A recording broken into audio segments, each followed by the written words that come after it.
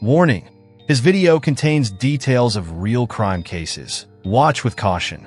If you're a fan of true crime investigations and want to follow more stories like this, subscribe to the channel and turn on notifications so you don't miss any case. Sarah Mitchell was the embodiment of the American dream, a vibrant soul whose infectious smile could light up any room. Born and raised in the picturesque coastal town of Newport, Rhode Island, she had always been drawn to capturing life's beautiful moments through her camera lens. The eldest daughter of a high school teacher and a local librarian, Sarah's artistic talents blossomed early, leading her to pursue photography at the prestigious Rhode Island School of Design. By her late 20s, Sarah had built a remarkable following on social media, where her photography portfolio showcased not just her technical skill, but her unique ability to find beauty in everyday moments. Her Instagram account, with over 50,000 followers, was filled with stunning landscapes, intimate portraits, and snippets of her adventurous spirit. Friends and family described her as someone who could find light in the darkest corners, a trait that would later seem tragically ironic. Sarah shared an especially close bond with her younger sister, Emma, who was not just a sibling but her closest confidant. The sisters were often seen together at local cafes, sharing stories and dreams over cups of coffee. Emma would later recall how Sarah would always end their conversations with a spontaneous photo session, capturing what she called their sister moments, images that would eventually become crucial pieces of evidence in understanding the person Sarah truly was. Enter Marcus Reed, the man who would become Sarah's husband and, ultimately, her suspected killer. A 33-year-old investment banker from Boston, Massachusetts, Marcus presented himself as the perfect catch. Educated at Dartmouth, successful in his career at a prestigious firm, and blessed with the kind of charm that made everyone feel special. His colleagues at Thompson and Bradford Investment Group knew him as a sharp dresser with an even sharper mind for numbers, though some would later note his tendency to take unnecessary risks with clients' portfolios. The couple's paths crossed at a charity gala in Boston, where Sarah was hired as the event photographer. Their whirlwind romance captured the imagination of their social circle, the talented artist and the successful banker, a match that seemed written in the stars. Within 6 months, Marcus had proposed with a 3-carat diamond ring during a weekend getaway to Martha's Vineyard. However, beneath the surface of this picture-perfect relationship, troubling patterns were emerging. Sarah's close friend and fellow photographer, Rachel Henderson, noticed subtle changes in Sarah's behavior. The once spontaneous artist began canceling plans last minute, often with vague explanations. Her social media posts, once abundant with friend gatherings and solo adventures, became increasingly focused on her relationship with Marcus, as if trying to prove something to the world, or perhaps to herself. Marcus's own background, when later scrutinized by investigators, revealed a complex web of contradictions. While he maintained an image of financial success, wearing tailored suits and driving a latest model Mercedes-Benz, he was secretly drowning in debt. Credit card statements would later show over $200,000 in unpaid balances, and his position at Thompson and Bradford was already under review due to complaints from several high-profile clients about unauthorized trading activities. What made the situation even more complex was Marcus's relationship with his family. Born into old money in Boston's prestigious Beacon Hill neighborhood, he had been cut off from his family trust fund 3 years prior to meeting Sarah, for reasons his parents refused to discuss publicly. This financial pressure, combined with his attempts to maintain an appearance of wealth and success, created a pressure cooker situation that would eventually reach its boiling point. The couple's engagement period was marked by what friends would later describe as red flags. There were the unexplained mood swings, the possessive behavior at social gatherings, and Marcus's insistence on having access to Sarah's phone and social media accounts, all under the guise of sharing everything as an engaged couple.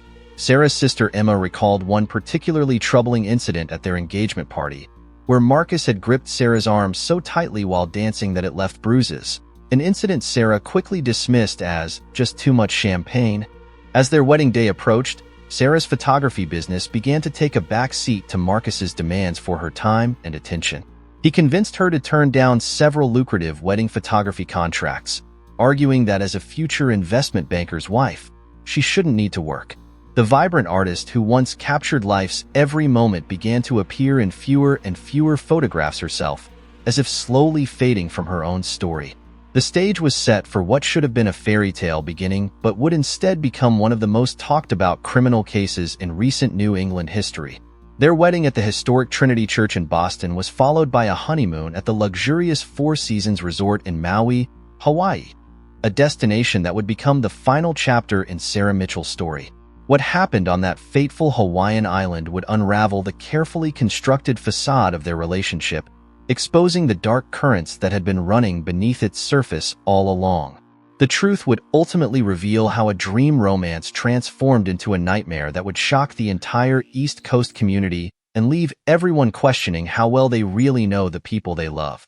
The Four Seasons Resort Maui at Wailea stood as a paradise within paradise, its pristine beaches and luxurious amenities promising the perfect backdrop for Sarah and Marcus Reed's honeymoon. From the moment they arrived on June 5, 2011, Sarah's Instagram feed painted a picture of newlywed bliss. Sunrise yoga sessions on the beach, candlelit dinners at Ferraro's Bar e Ristorante, and stunning photographs of the Wailea coastline that showcased her professional eye for beauty. But beneath the carefully curated social media facade, trouble was brewing in paradise. Hotel staff would later recall to investigators the subtle signs that something wasn't quite right with the newlyweds in Suite 412. Jennifer Torres, a concierge who had worked at the Four Seasons for over a decade, noted that Marcus seemed particularly agitated whenever Sarah was out of his sight. He would come to the desk multiple times a day asking about her whereabouts. Torres would later testify. Even when he knew she was at a scheduled photography workshop or spa appointment, he'd still check in every 30 minutes. It was unusual for a honeymoon couple. The tension became more apparent to those staying near the Reed suite. Tyler Anderson, a travel vlogger from Seattle, occupying the adjacent room 414, documented in his witness statement a pattern of escalating arguments. The walls weren't exactly thick, Anderson recalled. At first, it was just raised voices, but by their fourth night, there was a particularly explosive argument that lasted nearly 2 hours. I heard things being thrown, and at one point, a woman crying and begging someone to just stop. Sarah's last posts on social media took on a different tone when examined in hindsight. While the photos remained beautiful, showcasing Maui's stunning landscapes and luxurious resort amenities, her captions became increasingly sparse and formal, lacking her usual creative flair and personal touch. Her final Instagram post, shared on June 12th, was a sunset photo with the caption, "Paradise isn't always what it seems." The post was deleted within hours, but not before her sister Emma had taken a screenshot, evidence that would later become crucial to the investigation. Diana Chong, the resort's activities coordinator, developed a particular concern for Sarah during their interactions. She signed up for almost every morning activity we offered, Chong would later tell detectives. It seemed like she was trying to keep herself busy, to stay away from her room as much as possible. Chong specifically remembered a conversation by the infinity pool where Sarah appeared distracted and anxious, checking her phone repeatedly.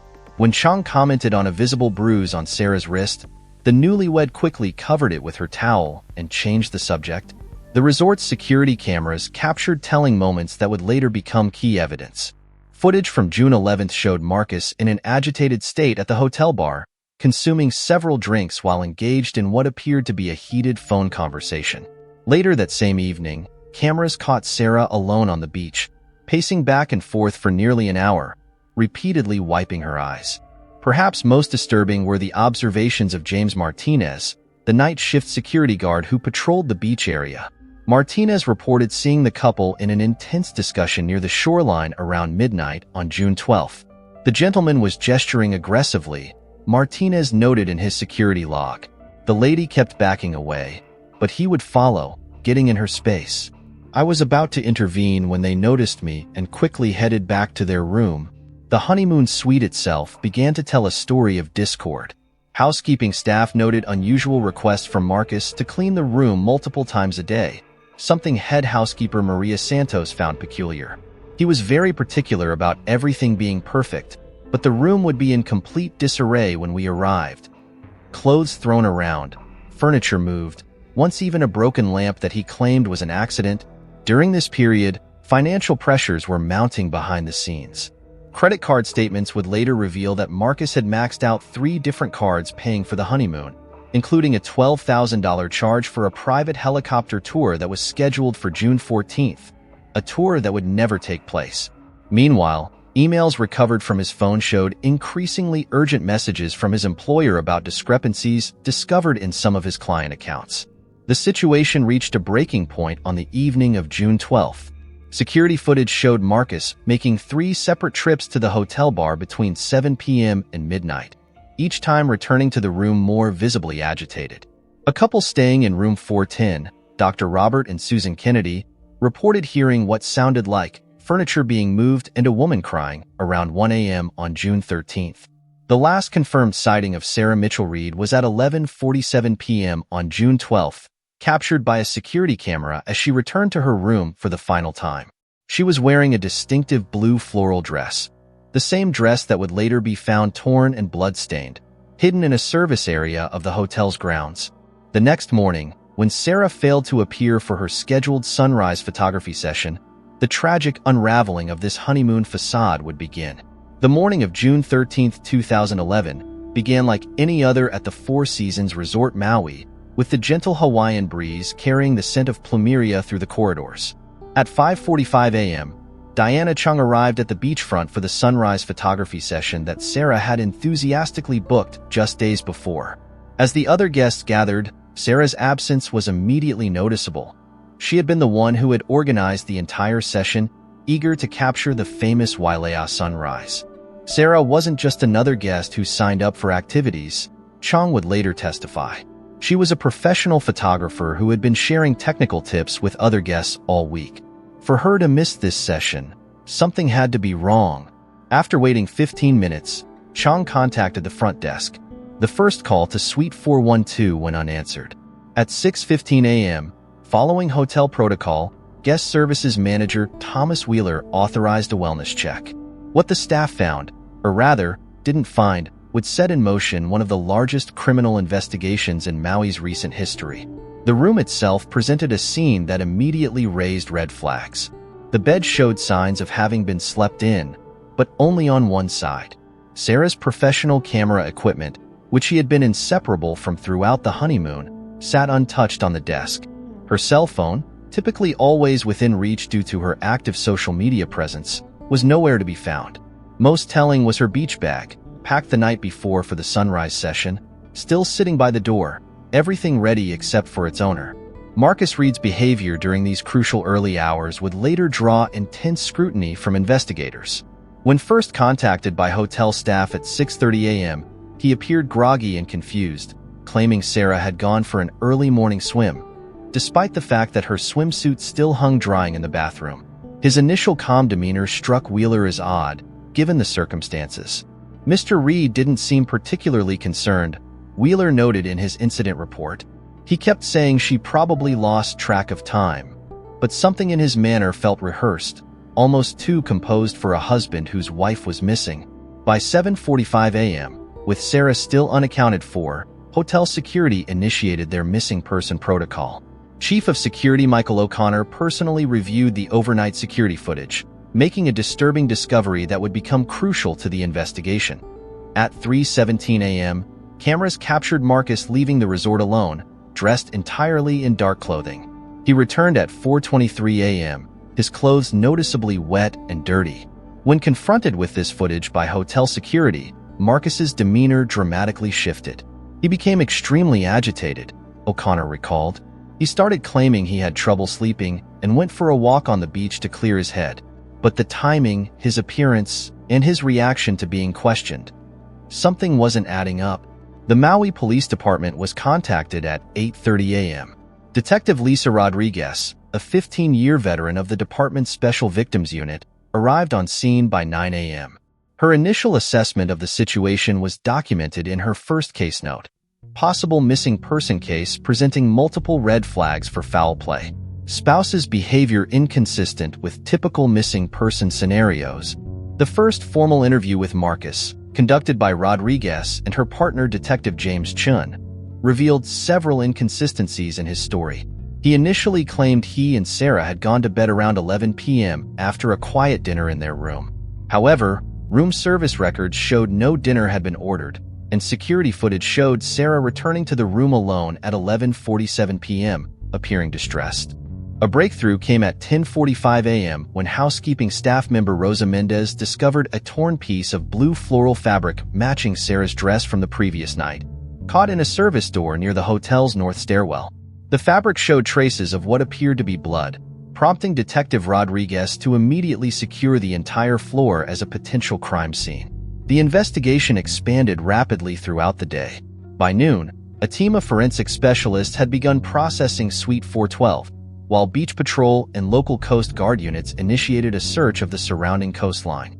K-9 units were brought in, and one dog, specifically trained in detecting human remains, showed particular interest in the trunk of Marcus's rental car, a white Chevrolet Malibu parked in the hotel's underground garage. As the hours ticked by, the absence of Sarah's phone became increasingly significant. Despite multiple attempts, all calls went straight to voicemail. The last ping from the device was recorded at 2:43 a.m. near McKenna Landing, a secluded beach area approximately 5 miles south of the resort, coincidentally in the same time frame as Marcus's unexplained absence. By early afternoon, the case had garnered national media attention. News helicopters circled the resort while reporters gathered at the entrance, broadcasting live updates about the missing honeymoon bride. Marcus, now accompanied by hastily retained local attorney David Sullivan, refused to participate in any further interviews with police, citing the need for legal counsel. The day's most damning evidence emerged at 5:30 p.m. when a resort employee, reviewing secondary security footage, discovered images of Marcus at 2:15 a.m., struggling to carry what appeared to be a large duffel bag through the hotel service corridor, a bag that was conspicuously absent when he returned at 4:23 a.m. This discovery, combined with the blood evidence and cell phone data, gave investigators probable cause to detain Marcus Reed for questioning. As the first 24 hours drew to a close, Sarah Mitchell Reed remained missing, her disappearance now classified as a probable homicide. The paradise of Maui had become the backdrop for a tragedy, and the dream honeymoon had transformed into a nightmare that would haunt the islands for years to come. As the investigation into Sarah Mitchell Reed's disappearance entered its second day, Detective Lisa Rodriguez and her team began unraveling a web of secrets that would shatter the facade of the perfect honeymoon couple. The first breakthrough came from an unexpected source. Adam Carter, a 26-year-old massage therapist at the Four Seasons Spa, who stepped forward with information that would dramatically alter the course of the investigation. "I need to tell you about my relationship with Marcus Reed," Carter's sworn statement began. "It wasn't just a one-time thing. We had been meeting secretly since his second day at the resort." According to Carter, Marcus had initiated contact through the spa's private messaging system, requesting a series of in-room treatments that were never actually performed. Instead, these appointments served as cover for their clandestine encounters. Carter's revelation was supported by hotel keycard logs, showing him entering Suite 412 multiple times during Marcus's documented absences from the resort. More crucially, Carter revealed that Sarah had discovered their affair on the night of June 12th, walking in on them in what he described as an intimate moment when she returned unexpectedly from her evening photography session. The look on her face, Carter recalled during his interview with Detective Rodriguez. She didn't scream or cry. She just stood there, took a photograph with her phone, and walked out. Marcus went after her, and that was the last time I saw either of them. This testimony dovetailed with another piece of evidence. Security footage showing Sarah rushing through the lobby at 11:47 p.m., clutching her phone tightly, with Marcus following shortly behind. The phone, which remained missing, now became an even more crucial piece of evidence, potentially containing photographic proof of the encounter that may have triggered the events leading to her disappearance. But Marcus's secret relationship with Carter wasn't the only revelation that emerged. Tyler Anderson, the travel vlogger from the adjacent room, came forward with additional information that painted an even more disturbing picture. Anderson revealed that Marcus had made unwanted sexual advances toward him during a chance encounter in the hotel gym, suggesting a pattern of risky behavior that seemed at odds with his carefully cultivated image as a devoted newlywed. "He told me his marriage was just for show," Anderson stated in his police interview. He said he needed to maintain a certain image for his family and career, but that he could be himself in Hawaii. "When I rejected his advances, he became aggressive, saying I'd regret not keeping his secret. The investigation then turned to Marcus's financial dealings, revealing a mountain of debt and suspicious transactions. Forensic accountant Patricia Morrison, brought in by the Maui Police Department, uncovered evidence that Marcus had been embezzling from his clients at Thompson and Bradford Investment Group for months leading up to the wedding. We found a sophisticated scheme of fake accounts and unauthorized trades, Morrison reported. Mr. Reed had diverted approximately $1.2 million from various client accounts, using the money to maintain his lifestyle and pay for the wedding and honeymoon. The firm was just days away from discovering the discrepancies when the couple left for Hawaii. Emails recovered from Marcus's laptop revealed increasingly desperate communications with his employers. On June 11th, just 2 days before Sarah's disappearance, he had received an urgent message from the firm's compliance department requesting an immediate explanation for several flagged transactions. His response, sent at 1:15 a.m. on June 12th, was a brief, "We'll handle this when I return." The timing suggested that Marcus knew his financial house of cards was about to collapse. Further investigation into Marcus's past revealed a history of troubled relationships and financial misconduct. His former fiancée from 3 years earlier, Rebecca Thompson, no relation to the investment firm, came forward with her own story. She described how Marcus had systematically isolated her from friends and family, controlled her finances, and became physically aggressive when confronted about his infidelities. Thompson had broken off their engagement after discovering he had drained their joint savings account. "When I saw Sarah's story on the news, my blood ran cold," Thompson told investigators. The pattern was exactly the same. The whirlwind romance, the lavish spending, the controlling behavior. I should have warned her somehow. The investigation also uncovered disturbing internet searches on Marcus's laptop in the weeks leading up to the honeymoon. Queries included underwater caves Maui, decomposition rates in saltwater, and countries with no U.S. extradition. Most telling was a search from June 11th, life insurance payout spouse accident during honeymoon. A breakthrough in understanding Marcus's movements on the night of June 12th came from an unexpected source. Jake Martinez, a local fisherman, contacted police after seeing news coverage of the case. Martinez reported seeing a man matching Marcus's description at McKenna Landing around 3 a.m. on June 13th, struggling with what appeared to be a large duffel bag near the water's edge. "I didn't think much of it at the time," Martinez stated. "Lots of people do night fishing here. But something felt off about how he was acting, real nervous-like. Kept looking over his shoulder. When I saw the news, I knew I had to come forward." As these revelations mounted, Marcus's behavior in custody became increasingly erratic. His initial composed demeanor gave way to angry outbursts, particularly when confronted with evidence of his affairs or financial crimes. During one interview, he shouted at Detective Rodriguez, "You don't understand. I had no choice. Everything was falling apart." This outburst, combined with the mounting evidence, led prosecutors to begin building their case. They theorized that Sarah's discovery of Marcus's affair, coupled with his impending financial ruin, had created a perfect storm that led to murder. The question remaining was, could they prove it without Sarah's body? On June 15, 2011, 3 days after Sarah Mitchell Reed's disappearance, the investigation reached a critical turning point. At approximately 6:15 a.m., during a systematic search of the coastline near McKenna Landing, Officer James Cowie's K-9 unit, specifically his Belgian Malinois named Rex, alerted to something caught among the volcanic rocks about 400 yards from where Jake Martinez had reported seeing Marcus Reed that fateful night. What they discovered would become the prosecution's most compelling piece of physical evidence: a torn section of Sarah's blue floral dress caught on the jagged volcanic rock formation. The fabric was heavily stained with what forensic analysis would later confirm as blood matching Sarah's DNA profile. More disturbing was the pattern of the tear, which forensic textile analyst Dr. Margaret Wong would later testify was consistent with a violent struggle rather than natural weathering or wave action. The dress wasn't just torn, Dr. Wong explained in her preliminary report. The pattern of damage suggests someone deliberately ripped it from the body with considerable force. The blood spatter patterns indicate the victim was already injured when this occurred. The discovery prompted an intensified search of the area, bringing in specialized diving teams from the Maui Police Department and the U.S. Coast Guard. While Sarah's body remained elusive, divers recovered several items of crucial evidential value from the ocean floor.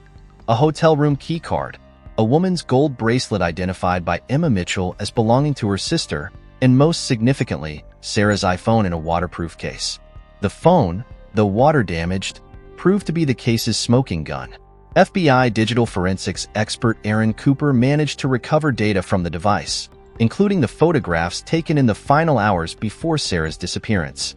Among them was the damning image Sarah had captured of Marcus with Adam Carter, timestamped at 11:43 p.m. on June 12. But even more crucial was what the phone recorded after that.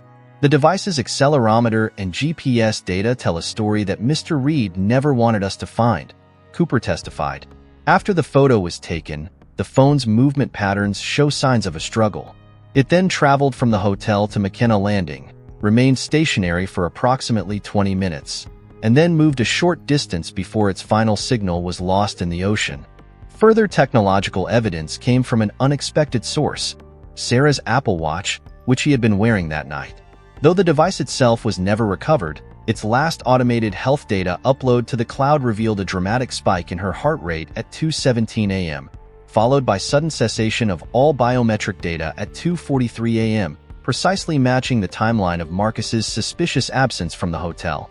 The investigation received another breakthrough when local resident Thomas Kikoa came forward with security camera footage from his private residence overlooking McKenna Landing.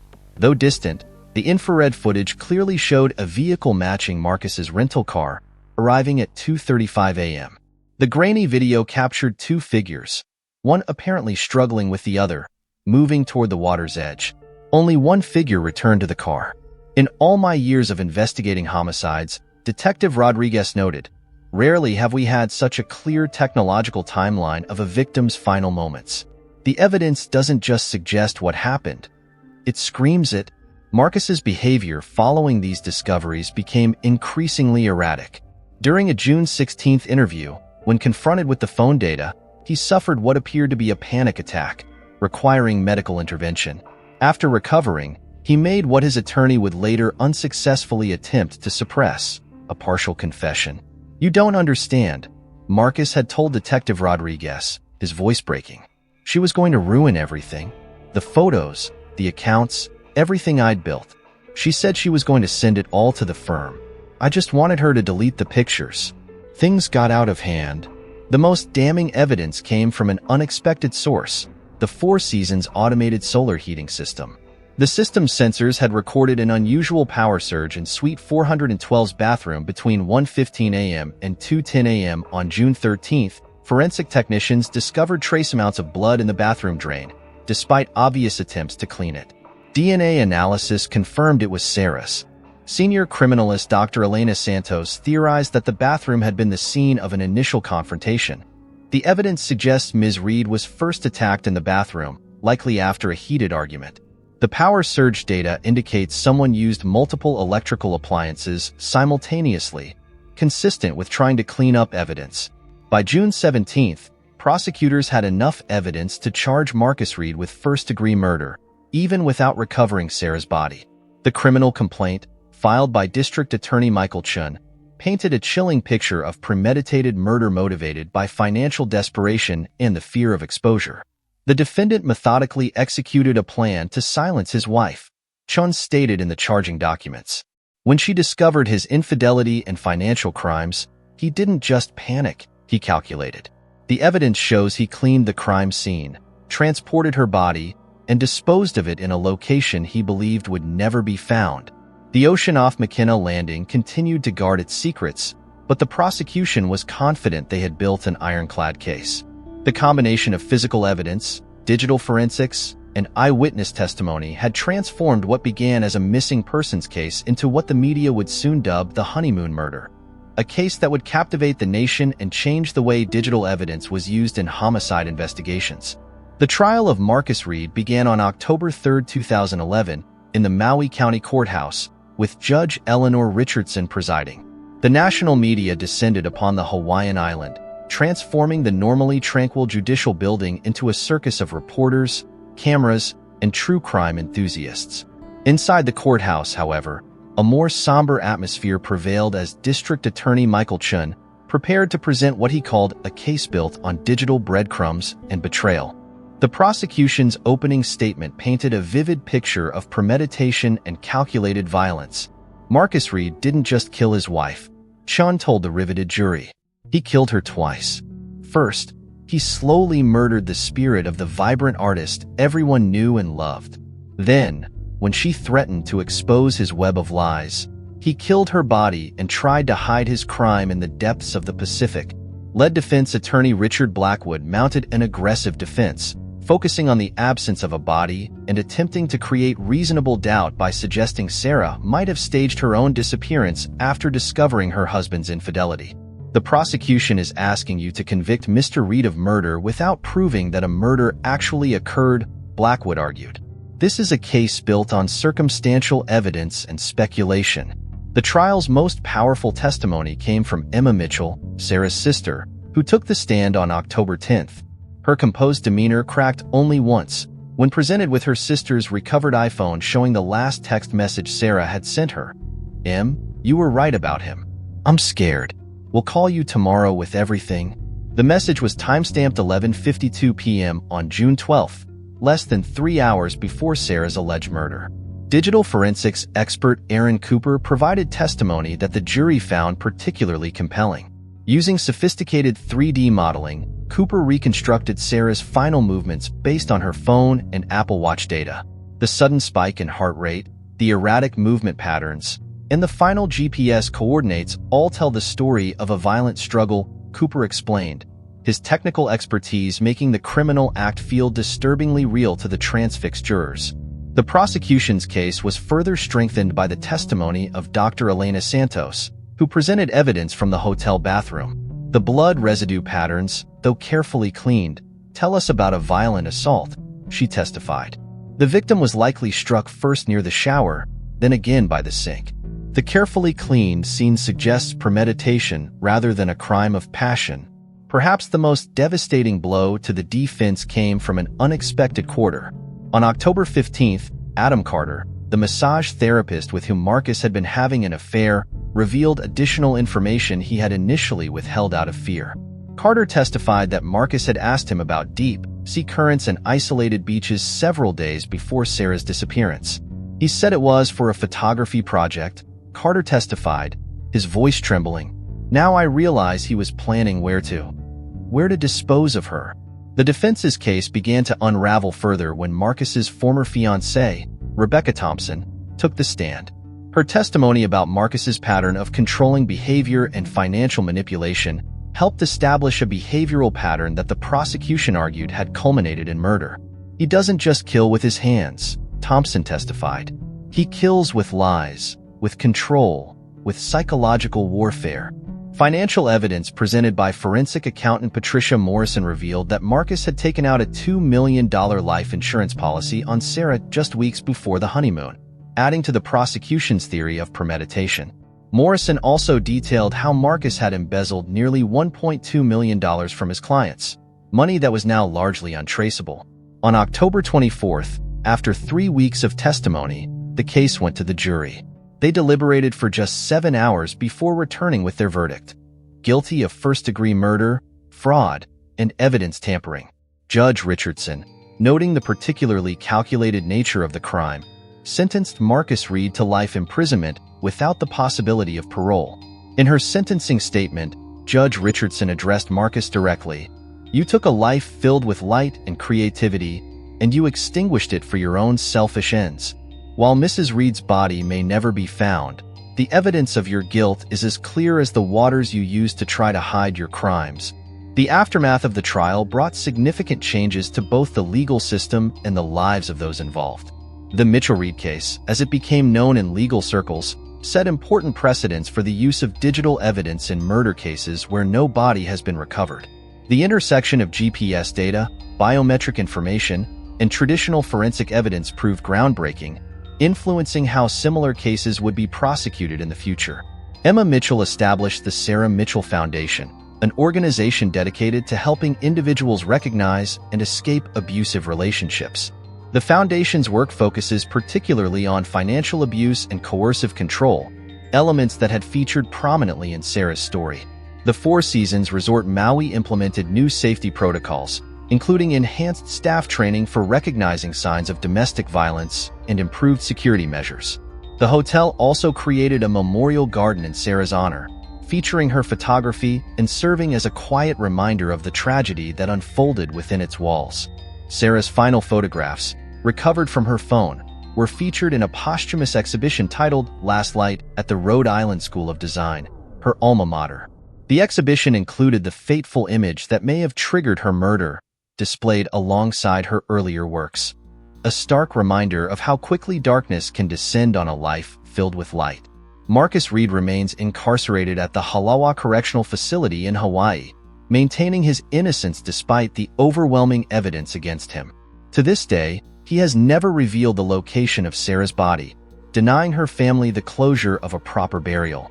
The waters off McKenna Landing continue to guard their secrets, but Sarah Mitchell's story lives on as a cautionary tale about the dangers that can lurk behind perfect facades, and as a testament to how modern technology can help bring justice even when traditional evidence proves elusive.